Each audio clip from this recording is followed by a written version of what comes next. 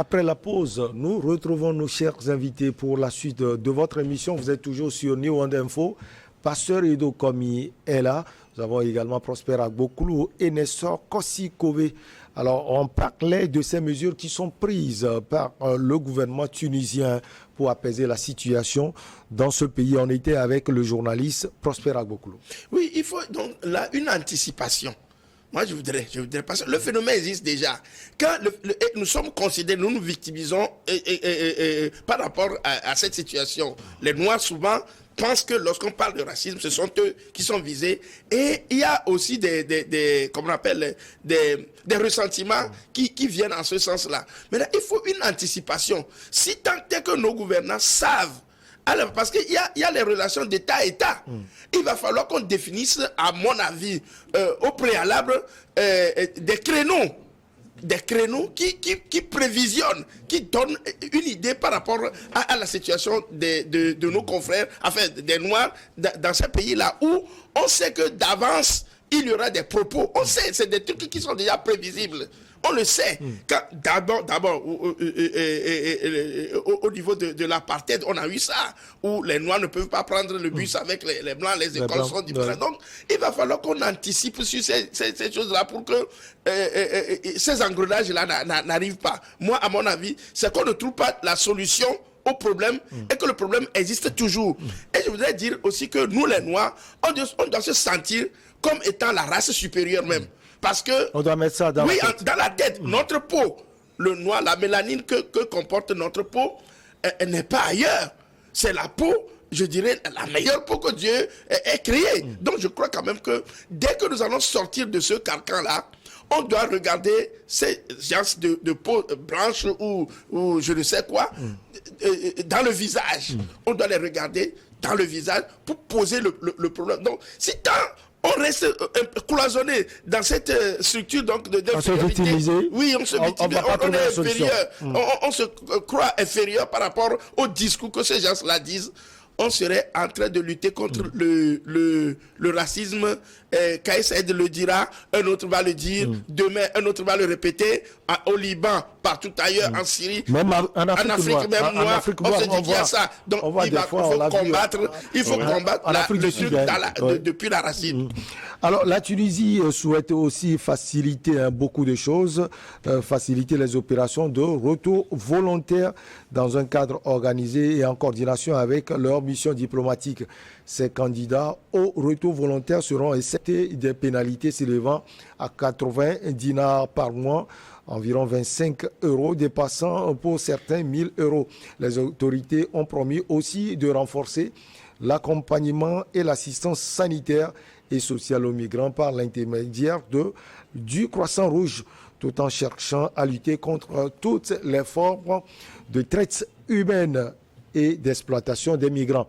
Alors, la solution, selon vous, elle est trouvée après ces vagues d'indignation? Merci Michel, mais je voudrais, avant de parler de la solution, je voudrais que c'est comme de l'embêtement. Pourquoi? Moi, quand j'ai écouté premièrement les propos de Kais Saïed, moi, j'ai dit que voilà, ça doit être comme ça pour que nous nous réveillons. Et où se trouve l'Union africaine? Et où se trouve la souveraineté des États? Mais quand on parle de la bonne gouvernance, là, ça doit partir par là. Pourquoi il y a des immigrations clandestines? C'est parce qu'il y a la mauvaise gouvernance. À la source même du problème. Voilà, ça doit réveiller nos dirigeants à pouvoir mettre des infrastructures qui peuvent retenir les citoyens sur leur territoire. Et quand il y a l'Union africaine qui prône la libre circulation des biens et des personnes, et depuis quand ces mesures ont été appliquées? Jamais. Et maintenant, quand le président revient pour dire qu'il y aura des mesures atténuantes qui seront prises, moi, c'est rien. Il va falloir que chaque dirigeant des pays africains prenne des dispositions pour contenir sa population. Nous devons avoir des infrastructures. Je voudrais vous donner un exemple très palpable. Vous savez, il y a des infrastructures sanitaires en Tunisie, tout précisément en Tunis, où nos collègues de la santé vont faire les stages. Mais ce qui se passe quand tu vas pour faire ces stages, non seulement on ne te permet pas de faire ou bien d'accéder sur un malade tunisien. Mais aussi, ils vont faire de telle sorte que ton temps de stage puisse vite finir pour que tu puisses quitter. Et vous savez ce qu'ils disent à la fin? Non, il faut que tu partes vite pour aller voir ta population, tes concitoyens. Tu ne vas pas exercer sur nos concitoyens. Ils ont peut-être raison en le disant. Oui, ils ont dit. Si c'est que nous avons ces infrastructures chez nous, nous n'aurons pas à aller vers ces pays-là pour les mesures dont ils parlent. Non, moi, le mal est déjà causé, vous voulez dire? Le mal est déjà causé. J'aurais voulu que vraiment qu'ils oublient ça et que nos dirigeants puissent vraiment taper les poings sur les tables pour dire que chaque pays doit prendre sa disposition pour que ses citoyens se sentent à l'aise dans son pays et ça n'arrivera pas. C'est une solution, pasteur Edo Komi, mais quand on voit au même moment les mesures prises par le gouvernement, on peut dire qu'au moins ils se sont ressaisis. Ils se sont ressaisis, mais nous savons tous que cette affaire des propos xénophobes et racistes revient de manière récurrente. Ce n'est pas la première fois. Ça revient des années après, ça revient. Mais vous serez étonné que 2 ans, 3 ans, 4 ans après, ce genre de scénario va se reproduire encore en Tunisie ou bien au Maroc ou bien dans le pays. Alors, comment cerner le problème et le régler de manière définitive et durable? C'est ça. Alors, quand nous parlons de la problématique des infrastructures, il faut nuancer un peu parce que ici, il s'agit des étudiants qui vont, le partage de connaissances, ça doit se faire entre les pays, il n'y a pas de souci. Vous savez, les pays occidentaux sont des pays qui ont beaucoup d'infrastructures, mais leurs ressortissants sont aussi nombreux en Afrique. Nous qui n'avons pratiquement rien. Donc, ce qui veut dire qu'il y a ce qu'on appelle la migration professionnelle. Il y a la migration professionnelle qui a des avantages et qui est tolérée, qui est reconnue de manière conventionnelle. Parce que l'échange des connaissances, l'échange même des disponibilités en ressources humaines, ça va se faire jusqu'à la fin du monde. Donc on ne peut pas interdire cela. Maintenant, spécialement pour les pays subsahariens. C'est-à-dire, il faut prendre des mesures parce que nous avons les Tunisiens chez nous. Nous avons les Tunisiens dans nos pays qui prospèrent, qui sont là librement. Des fois, qui viennent sans visa, qui on leur déroule même des tapis rouges à l'aéroport. Mais voilà ce qu'on nous fait chez nous, ce qu'on fait de nos citoyens, ils exercent, ils prospèrent dans le commerce, dans les trucs de télécommunications. Ils sont un peu partout. BTP. Donc, je crois que ce que les deux co-débatteurs disent, c'est très important. Il va falloir qu'on comprenne, rapatrier les citoyens. Vous rapatriez les gens, quelques jours après, les gens repartent. Il faut des mesures aussi. Vous rapatriez les gens, c'est bien de rapatrier les gens. Vous les rapatriez, quelques jours après, les gens repartent encore parce que pour eux, là, c'est de l'Eldorado. Là, il fait bien vivre là-bas. Ils travaillent, ils ont de l'emploi, ils ont des travaux. Donc, tout ça là, ça leur permet de pouvoir mieux vivre. Donc, je crois fondamentalement, diplomatiquement entre les pays et surtout dans le cadre de l'Union africaine, on doit combattre cela, veiller à ce que les populations puissent circuler librement et surtout, dans le cas des pays maghrébiens, leur faire savoir que vous avez aussi des citoyens chez nous. Je crois qu'il faut y aller directement. Vous avez des citoyens aussi chez nous. Quand vous allez, chaque fois que vous ferez ce genre de choses à nos ressortissants, nous allons répliquer, ce sera la loi de Talion. Qu'est-ce que ça va créer? Ça va créer une situation, l'Afrique sera invivable. Ce n'est pas normal. Donc, je crois qu'il faut poser le problème 4 sur table désormais. pour faire savoir aux gens qu'ils viennent chez nous, ils sont dans les mines, en Guinée ils sont là, ils sont au Mali, ils sont au Togo, ils sont un peu partout. Donc si on pose le problème comme ça ne va plus se répéter, ça ne va plus se répéter encore. C'est de cette manière qu'on va finir avec ça, sinon ça va se répéter et nous serons là à nous victimiser parce que nous sommes des Noirs. Et je vais chuter pour répéter ce que Prosper a dit tout à l'heure, que la race noire, c'est que nous ne maîtrisons pas, nous ne connaissons pas notre valeur et des fois il y a le complexe d'infériorité par rapport aux autres. Et ça aussi, dès que à la moindre incartade, on est victime et puis c'est nous qui subissons le coup. C'est très important cet aspect pour éviter ces cas, ces agressions, mais c'est condamnable. C'est ignoble et nous condamnons, il faut condamner, mais il faut que nos gouvernants prennent désormais des mesures réciproques en cas de ce genre d'attaque contre leur population. Allez, si vous le permettez, on va prendre la direction de Bangui et de Doha. Le président centrafricain Faustin Archange Touadéra s'en est pris aux Occidentaux ce 5 mars 2023 à Doha, au Qatar. Le président de la République donc s'exprimait à l'occasion de la 5e conférence des Nations Unies sur les pays les moins avancés qui regroupaient une cinquantaine de pays en présence du secrétaire général de l'ONU, Antonio Guterres. Il parle de pillage systématique. La Centrafrique est soumise depuis son indépendance à un pillage systématique facilité par l'instabilité politique entretenue par certains pays occidentaux ou leurs compagnies qui financent des groupes armés terroristes dont les principaux leaders sont des mercenaires étrangers. Prosper Agbokoulou, on commence par vous. Quel regard vous avez, je connais à peu près la réponse sur la sortie du président centrafricain. Et puis ma deuxième question, est-ce que ce n'est pas une fuite en avant, puisque le président a aussi dit qu'il a rétabli la sécurité dans son pays? Non, je voudrais dire une chose. Quand on remontait un peu dans le temps, l'histoire de la République centrafricaine même est complexe.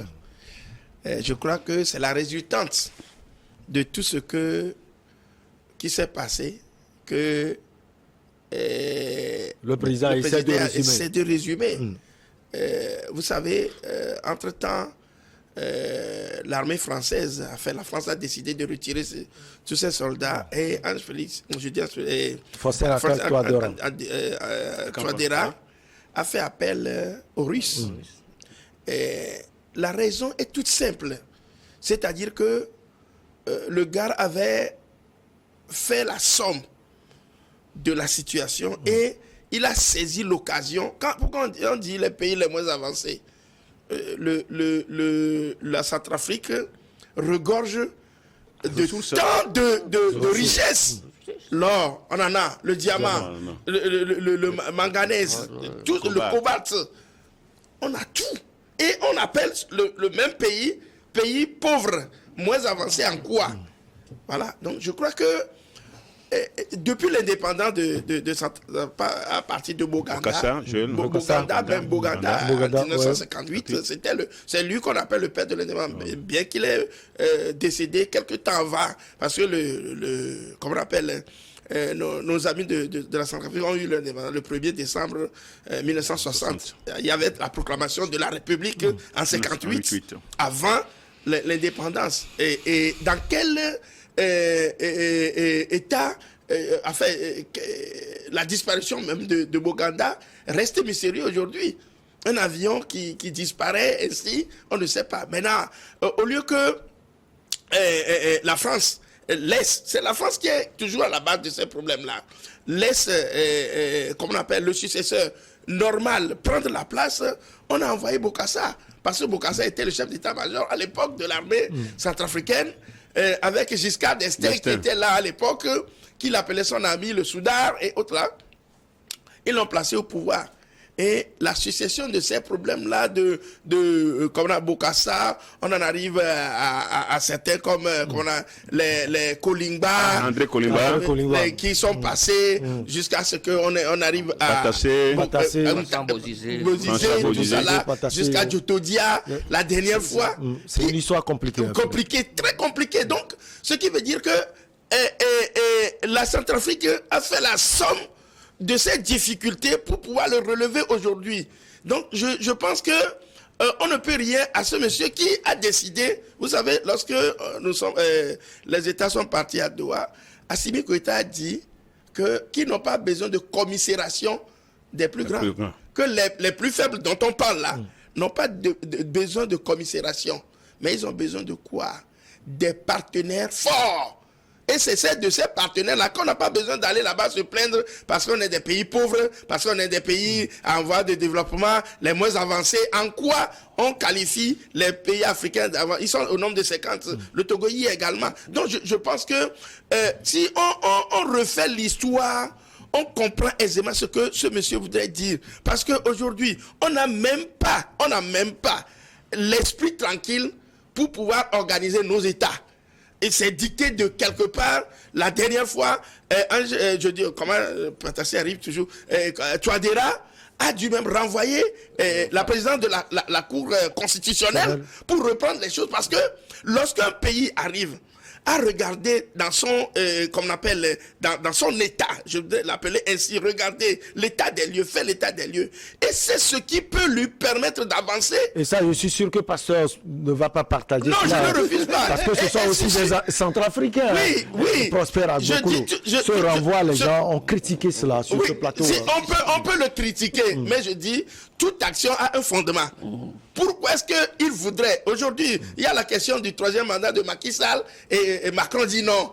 On a besoin de Macron pour dire non aux Africains. Non, c'est-à-dire que... Il y a la question du 3e mandat de Touadéra également. On le dit. Moi, je dis, les 3e mandats... Qu'on laisse Touadéra le faire. Je voudrais dire quelque chose. Les 3e mandats ou les 2e mandats... On a déjà laissé le Ouattara. Oui, les 2e, les 3e, les 4e, les 5e mandats, pour moi...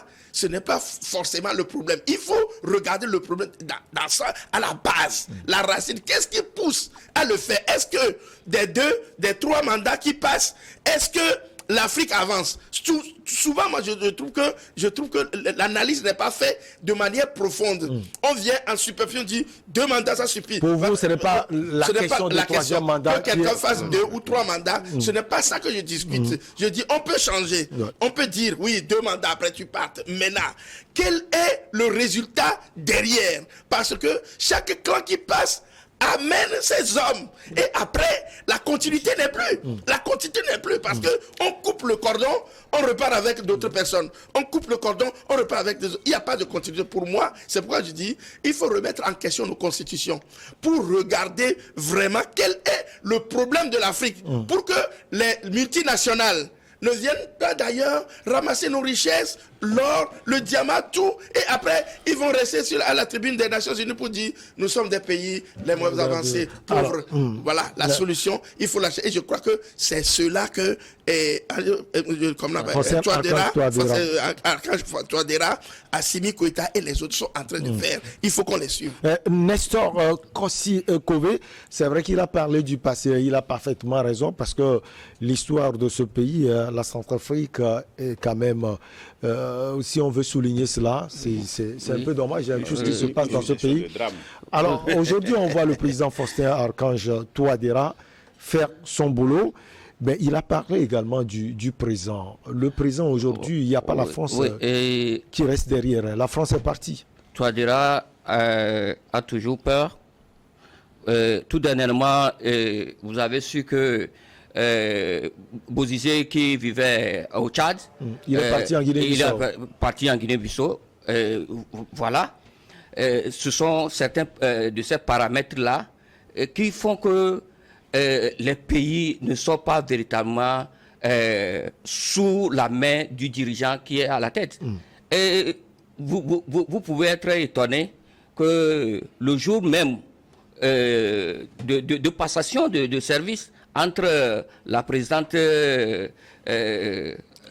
la dame Catherine Samba Panza et Touadéra, il y a une scène qui s'était produite d'une scène néo-lélidienne, je dirais. Vous savez, Yves Le Drian aurait demandé à celui qui, à quelques minutes, doit passer les témoins au président élu de pouvoir signer un accord. Et la dame ayant refusé, Et voilà. Un accord entre Centrafrique et la France, il faut bien préciser. Avec la France. Et la dame ne comprenait pas. Il a dit que non, jusqu'à présent, j'ai déjà fait mon boulot. Celui qui viendra, c'est lui qui pourrait signer cette accord. Parce que je suis en train de gérer les affaires courantes. Et ça a tardé. La cérémonie. Pourquoi? Parce que on voudrait lui imposer, forcer la main à pouvoir signer un document qui va engager l'État centrafricain. Je dis, si le président Touadéra se plaint, moi je dis, il avait commencé le boulot, mais il n'a pas encore terminé. Il doit faire tout pour terminer. Les soldats français sont partis. Maintenant, il a eu les Russes qui voulaient l'aider. Il aide actuellement. Et pourquoi se plaindre? C'est comme si tu as le moyen, mais tu t'avais encore se plaindre. Ce qui s'est passé, où il dit les Occidentaux, depuis l'indépendance, ont pillé la Centrafrique. Ça, c'est le passé. Maintenant, il est élu président. Et comme l'a dit mon prédécesseur, on ne parle pas au sujet de personnalité. Il faut que le pays soit d'abord démocratiquement assis avant de passer, ou bien la sécurité soit assurée avant de penser à la démocratie. C'est ce que je dirais. Il faut que la sécurité soit assurée avant de penser à la démocratie. Puisque, comme aujourd'hui, il n'y a pas encore de stabilité, et dire deuxième ou troisième mandat, et on n'est pas encore arrivé là-bas. Il faut que les choses aillent. Il doit partir, vous le dire. Oui. Alors, Pasteur Edo, vous avez compris la position de mes co-débatteurs. Oui, lui, on le connaît, Prosper Agbokoulou. L'homme politique, il est un peu équilibré. Est-ce que, finalement, Fossé Arkan Touadéra, il ne se plaint pas trop? Tout ce qu'il a raconté, tout le monde le sait. Hein. On sait que les gens ont fait très mal à la République centrafricaine. Véritable réquisitoire qui retrace quand même la succession de plusieurs drames, de plusieurs malversations et de plusieurs pressions occidentales sur ce pays-là qui est immensement riche. Et quand on fait un peu l'histoire, Prosper a fait le tableau tout à l'heure. Ce pays n'a jamais connu de paix, n'a jamais connu de prospérité, malgré sa richesse, parce que c'est un centre d'intérêt occidental, un centre d'intérêt, et tout le monde vient puiser, et donc il faut jamais la paix pour que l'IOU puisse continuer par exploiter ce pays. Et donc, maintenant, revenons à Archange Touadéra. Je suis d'accord avec lui, compte tenu de ses propos, par rapport à ses propos, que l'Occident a été toujours envahisseur. L'Occident reste toujours dans la peau d'envahisseur, de destructeur. Ça, c'est ça l'Occident. Ce qu'ils ont transformé aujourd'hui en OTAN. Aujourd'hui, quand vous parlez de l'OTAN, vous voyez ce que l'OTAN a fait en Libye, hein, ce que l'OTAN a fait même en Côte d'Ivoire, ce que l'OTAN veut faire encore en Ukraine avec la Russie. Donc, c'est un regroupement de pays, hein, qui privilégient toujours leurs intérêts. Et leurs intérêts, le terrain favorable à leurs intérêts, c'est le continent africain. Et donc, le président Archange Touadéra a bien maîtrisé en parlant, c'est ce que les Occidentaux, ou bien l'Occident, ce que l'Occident est en train de mijoter contre ce pays. Et vous savez quand même que depuis que la France a plié ses forces, il y a toujours des mercenaires français, qu'on retrouve toujours en Centrafrique, avec des armes. Tantôt on les présente comme des journalistes, on les présente comme des missionnaires, on les présente comme ainsi de suite. Des fois on les présente aussi comme des mercenaires, après on les relâche. après on les relâche parce que la France demande leur libération. Et donc, des fois on se rend compte aussi que ce ne sont pas des mercenaires. Non, mais de toutes les façons, de toutes les façons, le fait que Wagner soit présent a pu quand même pacifier, qu'on le veuille ou pas, a pu quand même pacifier, de manière, même si ce n'est pas total, Centrafrique, ça fait mal à la France, ça fait mal à l'Occident. Et l'Occident veut faire tout et tout pour mettre un des siens. C'est-à-dire quelqu'un qui va dire oui, quelqu'un qui va leur répondre favorablement, c'est tout ce qu'on sait. Donc le président centrafricain sait qu'il n'est pas en sécurité. Même avec la présence des Russes, il n'est pas toujours en sécurité. Il ne se sent pas toujours en sécurité parce qu'il sait que les ennemis, hein, les Occidentaux, n'ont pas encore dit le dernier mot. Et c'est ça ce qui l'inquiète. Et pourquoi, je reviens, pourquoi ne pas laisser un pays souverain, un pays indépendant, pourquoi ne pas le laisser en paix, choisir ses partenaires et définir l'orientation politique de son pays? Pourquoi ne pas le faire? Alors, quel crime? L'Occident, jusqu'à quand les Occidentaux vont cesser leur crime contre l'autodétermination des pays à se gouverner? Ça, c'est la Convention. C'est la Convention internationale. Donc, les pays sont libres de s'autodéterminer. Mais on ne donne pas le temps aux pays africains. Regardez, Mali, le Burkina, la Guinée. Donc, tout ça, on ne leur donne pas le temps de pouvoir s'autodéterminer. Et donc, je crois que le président Touadéra a fait la somme de tout et c'est qu'il n'est pas en sécurité parce que avec ses services de renseignement, naturellement, c'est lui le numéro 1 de renseignement de Centrafrique avec ses services. Et donc, c'est dit quand même qu'il y a quelque chose qui se trame et il est en son droit de dire que l'Occident est en train de planifier et en train d'entretenir l'insécurité dans ce monde. Donc, les Occidentaux sont toujours responsables, malgré que nous sommes en train de prendre conscience. Il faut reconnaître que nous sommes en train de prendre conscience, mais comme eux, c'est eux qui sont restés toujours forts. C'est eux qui sont toujours restés forts. Donc, ils sont dans cette dynamique sans chercher à savoir il faut changer de logiciel. Il ne veut pas changer de logiciel, il veut toujours garder l'ancien logiciel, ce qui ne marche pas. Donc, je crois quand même qu'il va falloir... on risque d'avoir des confrontements entre les Russes et les Russes et les Occidentaux sur le terrain centrafricain. Vous avez vu les États-Unis qui dénoncent tout le temps Wagner, Aujourd'hui, ce n'est plus la France, c'est les États-Unis qui dénoncent les Wagner, Non, ce n'est même pas la dénonciation, c'est l'accusation. L'accusation des crimes. Écoutez, les Occidentaux, des violations des droits de l'homme se foutent de nous.